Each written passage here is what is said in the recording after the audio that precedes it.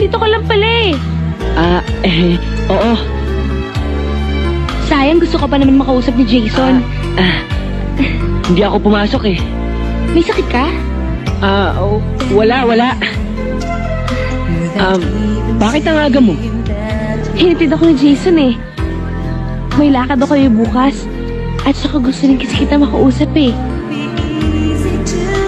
Bakit? Kasi diba,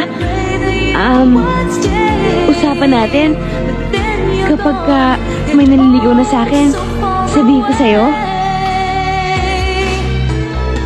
Meron na ba?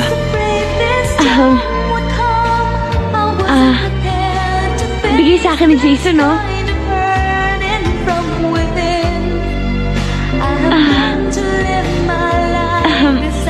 Boyfriend ko na siya.